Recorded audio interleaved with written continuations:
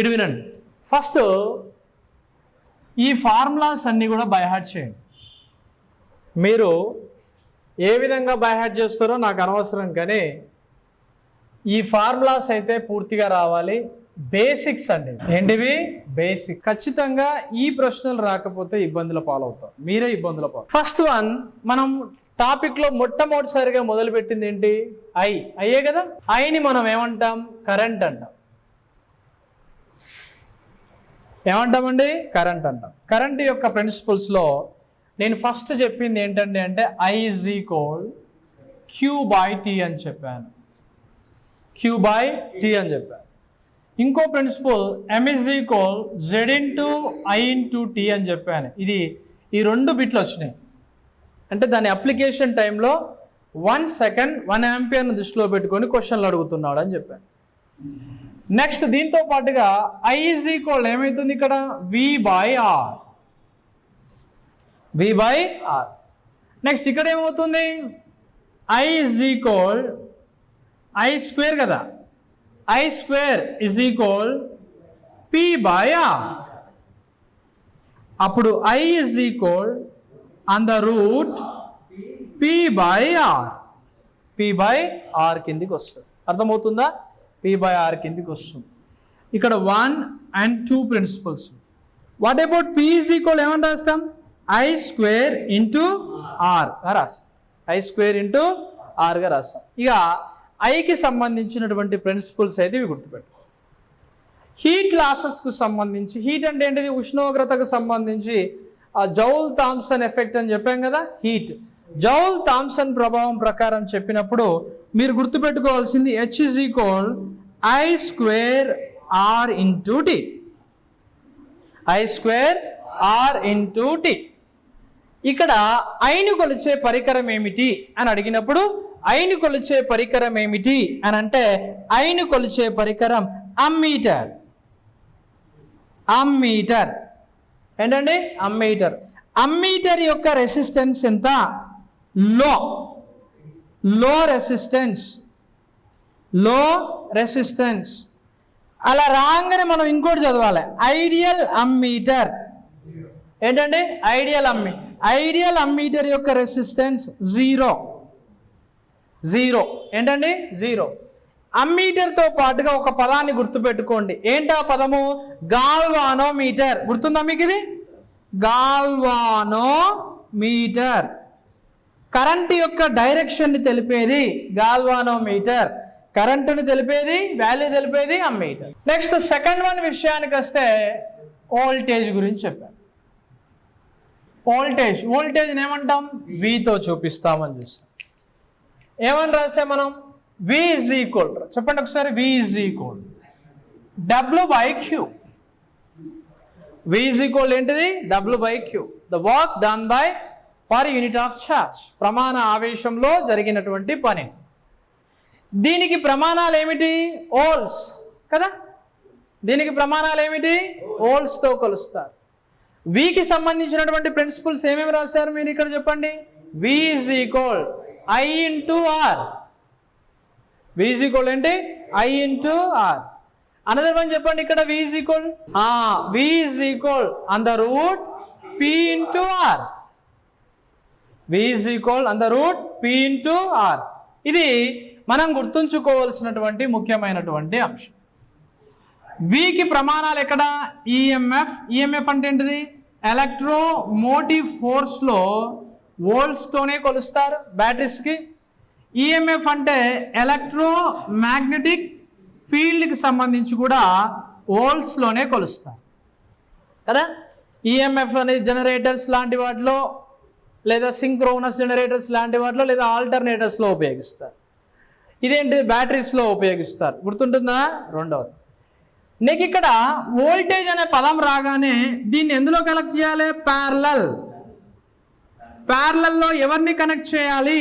Volt మీటర్ని ఏ విధంగా connect చేయాలి? Parallel. అమ్మీటర్ని ఎలా కనెక్ట్ చేయాలి? సిరీస్ కదా. సిరీస్లో దాన్ని కనెక్ట్ చేయాలి. What next? తర్వాత ఏమవుతుంది? వోల్టేజ్కు సంబంధించి ఇంకేం వస్తున్నాయి? వోల్టేజ్లో నీకు ఇక్కడ కొలిసే పరికరాన్ని ఏమంటాం? వోల్ట్ మీటర్ అంటాం. వోల్ట్ మీటర్ యొక్క నిరోధం ఎంత? హై రెసిస్టెన్స్ని కలిగి ఉంటుంది. ఐడియల్ వోల్ట్ మీటర్ చెప్పండి, ఇది ఏంటండి? ఇన్ఫినిటీ అనంతము విలువని ప్రదర్శిస్తుంది. ఇది వోల్టేజ్. దీంట్లో ఏం వచ్చినాయి ఏం పోయినాయని మీకు తెలుసు. అనదర్ వన్, ఇంకోటి ఏంటి? Third one, power. అంతే కదా, పవర్ ఈక్వల్స్ ఏంటిది? క్యాపిటల్ పి అని చదివాం. ఇప్పుడు ఏమని చేస్తాం? Power equals to P equals V into I. పవర్ని కొలిచే యూనిట్ ఏంటి? వాట్స్లో కొలుస్తారు. What is the mean of power? The work done by certain time. ప్రమాణ కాలంలో జరిగినటువంటి పని ఏమంటాం? పవర్ని కొలిచే అతిపెద్ద యూనిట్ ఏంటి? హెచ్పి అంటే ఏంటి? Horse power. 1 HP is equal 746 watts. 746 watts కి సమానంగా ఉంటుంది. పవర్లో టైప్స్ ఉంటాయి కదా, ఏం పవర్స్ అవి? రియల్ పవర్, ఇవన్నీ చెప్పాను. రియల్ పవర్ని KWలో కొలుస్తారు, kilo watts. Number 2 apparent power KVA, kilo volt యాంప్స్లో కొలుస్తారు. నెంబర్ 3 రియాక్టివ్ పవర్, తెలుగులో అయినా ఇంగ్లీష్లో అయినా సేమ్. రియాక్టివ్ పవర్ KVARగా మెన్షన్ చేస్తారు. పవర్కి principles, power P is equal V into I into cos theta కదా, cos theta లేదా cos theta is equal ఏమవుతుంది? P by V into I. దీన్నే మనం ఏమంటాం? మనం పవర్ ఫ్యాక్టర్గా పిలుస్తాం. పవర్ని కొలిచే ఇన్స్ట్రుమెంట్ ఏంటిది? Watt meter. ఇక మనకి ఎలక్ట్రికల్ మెజర్మెంట్స్లో దాని గురించి చెప్పాను, మీకు ఆల్రెడీ తెలుసు. డైనమో టైప్ వాట్ మీటర్ మీకు ఆల్రెడీ ఉన్నాయి. అందులో వాట్ మీటర్లో టైప్స్ ఉంటాయి, వాటి గురించి మనం డిస్కస్ చేసాం. ఇవి బేసిక్స్ ఇవన్నీ కూడా. What next? Number 4 resistance. R అంటే ఎవరు? రెసిస్టెన్స్లో బేసిక్ ప్రిన్సిపల్స్ గురించి మనం చూస్తున్నాం. Resistance R is equal V by I, volt by amp. Volt by యాంప్స్ని ఏమంటారు? ఏమంటాం మనం? ఓమ్గా పిలుస్తాం. రెసిస్టెన్స్కు సంబంధించి కొలిచే పరికరాన్ని ఏమంటాం? Ohm meter. ఇన్సులేషన్ రెసిస్టెన్స్ని కొలిచే పరికరం ఏమిటి? మెగా. ఇన్సులేషన్ ఏంటిది? ఇది రెసిస్టెన్స్. ఇన్సులేషన్ రెసిస్టెన్స్ని కొలిచే పరికరము మెగర్. 10,000 మెగా ఓమ్స్ వరకు లెక్కిస్తుంది. రెసిస్టెన్స్కు సంబంధించి మనకి ఇంకా సూత్రం ఏంటిది? R is directly proportional to L. R is inversely proportional to area. The R is directly proportional to L by A. అంటే కండక్టర్ యొక్క పరిధి ప్రకారం ఏంటిది? πr². కాబట్టి R is inversely proportional to L by r². Last time ఎగ్జామ్లో వచ్చింది. దాని పొడవుకి అనులోమానుపాతంలో ఉండి దాని యొక్క డయామీటర్ వ్యాసానికి విలోమానుపాతంలో ఉంటుంది, వర్గానికి. ఏంటది? రెసిస్టెన్స్ అనేది. రెండో విషయం, రెసిస్టెన్స్కి సంబంధించి ఇంకా సూత్రం ఏంటిది? P is equal ఏంటి? V²/R రాసినట్టుగా R is equal ఏమి రాయాలి? V²/P అని రాస్తాం. V²/P. దాని ద్వారా మనం ఏం చేసాం? లాస్ట్ టైం ఎగ్జామ్లో ఇచ్చాడు, బల్బు యొక్క వాట్ ఇచ్చాడు. వాట్ ఎంత ఇచ్చాడండి?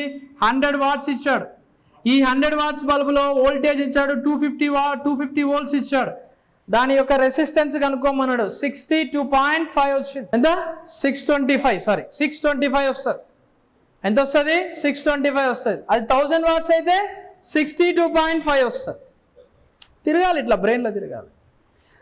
రెసిస్టెన్స్లో టోటల్ రెసిస్టెన్స్ కనుక్కోవడానికి ఆ సూత్రం ఏంటిది? టెంపరేచర్ పరంగా RT = R0 1 + alpha into T degrees. Alpha into T, దీన్ని కూడా మనం కనుక్కున్నాం. ఈ ఆల్ఫా యొక్క వాల్యూ అనేది పాజిటివ్ ఉంటుంది. వేటికి ఉంటుంది? కండక్టర్స్కి. వేడికి నానా కండక్టర్స్కి పాజిటివ్ ఉంటుంది. వాట్ అబౌట్ నెగిటివ్ దేనికి ఉంటుంది?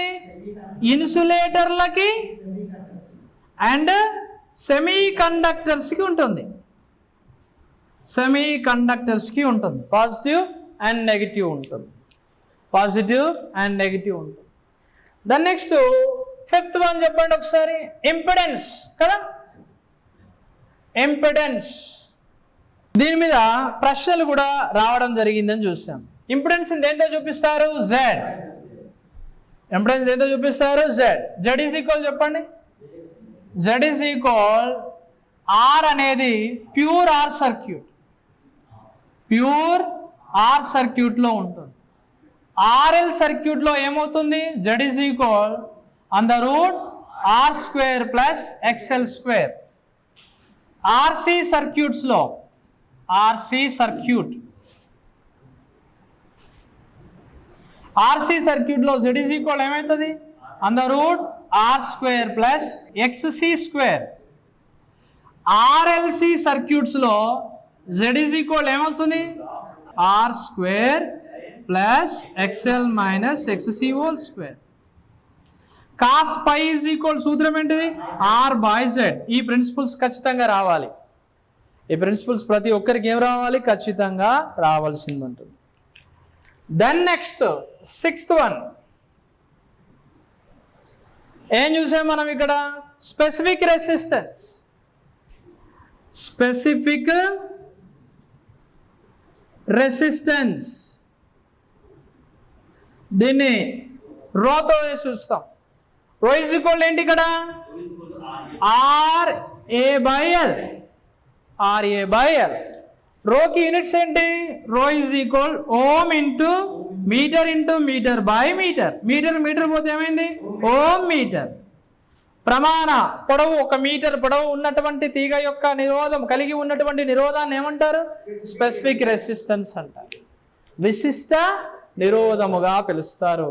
ఇవి బేసిక్గా వచ్చేటువంటి బిట్స్. ఎన్నోది? 6. ఇప్పుడు దీని వెనకాల రాసుకోవాలి ప్రతి ఒక్కరిది. నెక్స్ట్ చెప్పండి. 7th వన్ అడ్మిటెన్స్ కదా. అడ్మిటెన్స్ Y = ఏమవుతుంది ఇక్కడ? 1/Z. అడ్మిటెన్స్ యొక్క ప్రమాణాలు ఏమిటి? 1/Z. 1/Z అంటే ఏంటి ఇక్కడ? 1/Ohm. దీని ప్రమాణాలు ఏంటి? ఓం ఇన్వర్స్ మో సీమెన్. Number 8 sustenance. దీన్ని దేంతో చూపిస్తారు? Bతో చూపిస్తారు. B = ఏంటిది? XL/Z². XL/Z². దీనికి ప్రమాణాలు ఏమిటి? ఓం ఇంటూ ఓం. ఓంకి ఓం ఏమైంది? పోయింది. ఇంపిడెన్స్ ఎందులో కొలుస్తారు? ఓమ్సే కదా. అంటే ఇక్కడ మళ్ళీ ఓం ఇన్వర్స్, లేదా మళ్ళీ ఏంటిది? మో, లేదా ఏంటిది? Siemens. 9th one inductance. L కదా వచ్చేది. ఎల్ అంటే తెలుసు కదా. L = మనం ఎలా రాస్తాం? అది సిరీస్లో ఉన్నాయనుకో ఇలా. L = L1 + L2 రాస్తాం. అవి ఇలా ప్యారలల్గా ఉన్నాయనుకో మళ్ళీ వస్తాయి. L = 1/L = 1/L1 + 1/L2గా రాస్తాం. 10th one conductance. ఇది అడిగాడు మనకు, ఎగ్జామ్లో అడిగాడు. మీకు ప్రీవియస్ బిట్లో ఇవన్నీ కండక్టెన్స్.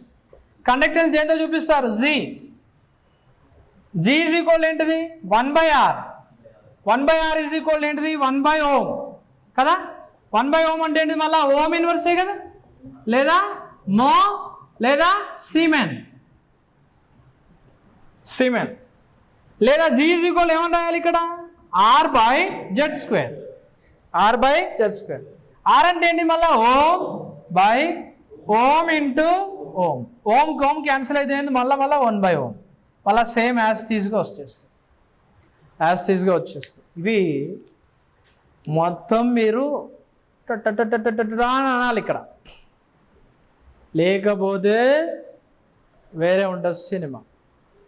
లెంత్ పెరిగితే లెంత్ తగ్గితే ఎలా ఉంటుంది, ఏ విధంగా మారుతుంది అనే అంశాలు ప్రతీది కూడా మీరు చదువుతూనే ఉండాలి. ఈ క్వశ్చన్స్ అన్ని ఇప్పుడు రాసిన టాపిక్ ఉంది కదా, ఈ టాపిక్ తర్వాత రాయండి. నోటిఫికేషన్కు సంబంధించి ఎటువంటి డౌట్ పడవలసిన అవసరం లేదు.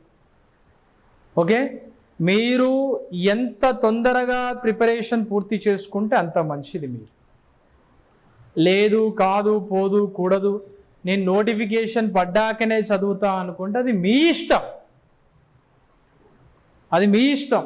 దాంట్లో ఎటువంటి మార్పు అయితే మీరు చేయకండి, ఇంకోళ్ళతో చేయనీయకండి. అర్థమవుతుందని చెప్పేది. Be positive and stay tune. జీవితంలో ఒకటేసారి నోటిఫికేషన్ రాయబోతున్నారు, ఆ తర్వాత ఉంటుందో తెలియదు, ఊడుతుందో తెలియదు. అర్థమైంది. ఇప్పుడు బిఎస్ఎన్ఎల్ ఎంప్లాయీస్ పరిస్థితి ఏమైంది? Like that. నోటిఫికేషన్ ఉందా బిఎస్ఎన్ఎల్లో? కాబట్టి చదువుతూనే ఉండండి, చదవడానికి ప్రయత్నం చేయండి. ఓకే.